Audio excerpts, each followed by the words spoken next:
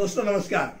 कानूनी बातें बताने वाले मेरे YouTube चैनल में आपका हार्दिक स्वागत। और आज जो विषय आपके सामने रखना चाहता हूं वो है एक हाईकोर्ट का एक अभी जो निकाल आया है, वो निकाल आपके सामने रखना चाहता हूं। उस निकाल में एक अहम बात बताई गई कि विवाहित महिला को अगर घर का काम करने के लिए कहा जाए तो पति द्वारा उसको क्रूरता नहीं माना जाएगा, पति ने उसके ऊपर क्रूरता की करके माना नहीं जाएगा। अब बॉम्बे हाईकोर्ट का ये डिसीजन था।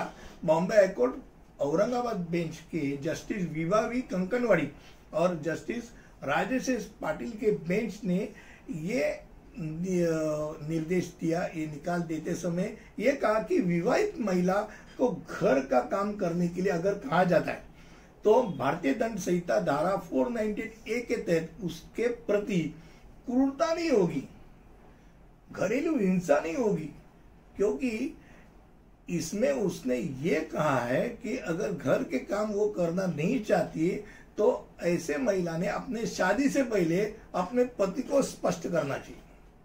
अब यदि अगर विवाहित महिला है, परिवार के उद्देश्य के लिए निश्चित रूप से घर के काम उसको करने के लिए कहा जाए तो ये काम करने के लिए वो ये नहीं बोल सकती कि मुझे नौकरानी की तरह ये यूटिलाइज कर रहे, ये बर्ताव कर रहे। मैं क्या नौकरानी हूं? पर अगर उसको घर का काम नहीं करना है, इच्छा नहीं है, कोई जबरदस्ती नहीं कर सकता, पर शादी के पहले उसने ये पूरी बात दुल्ला खुद शादी के बारे में 2 बार विचार करे, इसलिए उसको अवसर तो देना चाहिए। तो उसको पहले ही बताना चाहिए कि मुझे घर का काम नहीं करना है। अगर वो उसके ऊपर अगर उस शादी करना चाहता है तो बात अलग है।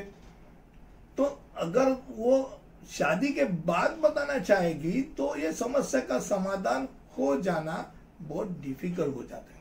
अब ये वर्तमान जो केस था, वो केस में क्या हुआ था कि इसमें जो वो औरत थी उसने अपने ससुराल के ऊपर मुझे नौकरानी की तरह बर्तन धोने पड़ते हैं, कपड़े धोने पड़ते हैं, झाड़ू लगाना पड़ता है, पोछा लगाना पड़ता है करके आरोप किया।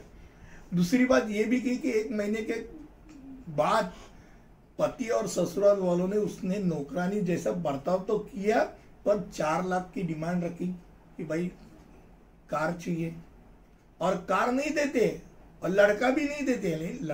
लड़का पैदा नहीं हो रहा है, इसलिए उसने मारहाण की, मारा पीटा, और इसलिए ये सब चीजों के लिए उसने धारा 323 यानी स्वेच्छा से चोट पहुंचाना, 504 जानबूझकर अपमानित करना और 506 आपराधिक धमकी के तहत आरोप भी ज्यादा ऐड कर दिए, 498A के साथ ये भी अटैच कर दी।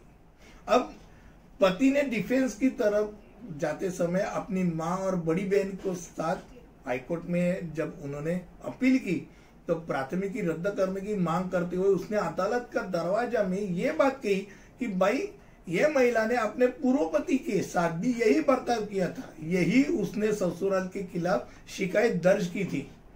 पर अदालत ने ये बात कही कि भाई पहली वाला जो बात है वो हम नजरअंदाज करेंगे, उसके ऊपर नहीं ध्यान देंगे, अभी की बात हम देखेंगे। पर एक बात ये तो सच है कि हालांकि पीठ के महिला के पति और ससुराल वालों के आरोपों को खारिज कर दिया, और ये भी कहा कि केवल मानसिक और शारीरिक रूप से उत्पीड़न शब्द का उपयोग आईपीसी धारा 498 के लिए सामग्री को आकर्षित करने के लिए पर्याप्त नहीं रहेगा। वो पूरा दिखाना चाहिए कि भाई क्या है, खाली ऐसा ही खाली मानसिक और शारीरिक छल हुआ, ये सब से काम नहीं चलेगा, दिखाओ क्या है वो दिखाओ। और अगर नहीं है तो 498A नहीं माना जाएगा। आज के ये केस आपके सामने रखते समय यही बात मुझे बताना था कि अगर किसी भी विवाहित महिला को घर का काम करने के लिए कहा जाए तो ये उसको मानना नहीं चाहिए कि मैं नौकरानी हूं, ये घर का ही काम है। और इस बारे में अगर कोई ज्यादा विचार रखना चाहते तो रख सकते, कमेंट सेक्शन में आप जरूर लिखिए।